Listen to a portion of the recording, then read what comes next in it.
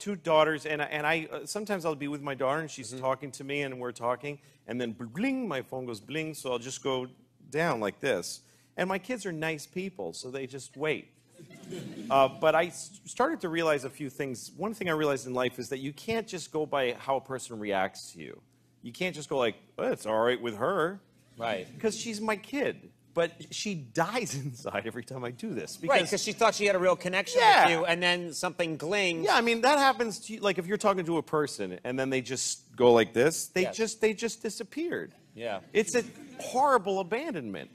And when it's your father, just like, is that right, honey? It's just horrible. But she sits it out. She's okay with it. And I'm like, she seems all right. And then I started to grow up and realize, no, I have to think beyond what the look on her face is that she's soldiering on with. I have to think about what I'm doing to this kid. Exactly. The thing is, you need to build an ability to just be yourself and not be doing something. That's what the phones are taking away. Yes. Is the ability to just sit there like this. That's being a person, right? Yes. No one can, you gotta check.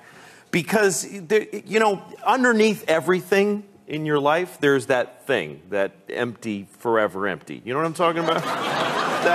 Yes. Yes. Yes, Yes, just I know what you're talking about. That knowledge that it's all for nothing and you're alone. You know, it's down there. And sometimes when things clear away, you're not watching it, you're in your car, and you start going, oh, no, here it comes, that I'm alone, like it starts to visit on you. You know, just the sadness. Yes. Life is tremendously sad just by, you know, being in it. And so you're driving, and then you go, that's why we text and drive. People get mad at me because I don't follow anybody. I 0 people that I follow, and people are like, you're an arrogant prick. Like, I get really angry. People get mad at you for that. How dare you not follow? But why do they care? It's like a piece of cake going, come on, man. What, I'm right here. Why aren't you eating me? Like, why do they give a shit? I'm sorry I'm on television. But I think it's bad. I think that you shouldn't just do everything that's available to do isn't a good idea. There's a culture right now that as soon as hey, you get to do that, I'm going to do it. There's no sort of like, maybe that's not just the constant. Nobody takes in life unless it comes through this. Yes. Like whenever I see a televised event that's a huge, like the Olympics opening ceremony or a Times Square at midnight on New Year's Eve, everybody, they see seas of people all looking at it through their phone. Yeah. So I decided I don't want to be on the internet anymore. I don't like the way it feels anymore, especially in my hand, the devices. I don't like this thing that I stare into this thing, and it makes me feel upset. And I look at things that I know are going to upset me. You know, I guess I just like the hit from going, oh, yeah. You know, like I'll go on my computer and I'll like Google an image that I don't want to see. So then I see a whole wall of it. Yeah.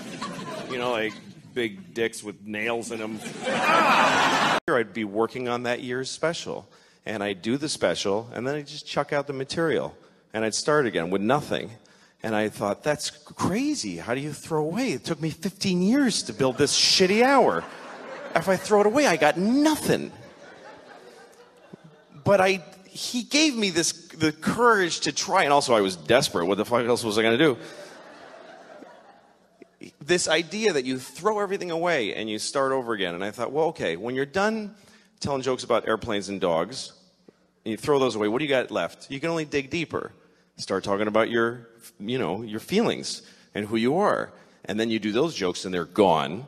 You got to dig deeper. So then you start thinking about your fears and your nightmares and doing jokes about that. And then they're gone. And then you start going into just weird shit. Yeah, eventually you get to your balls.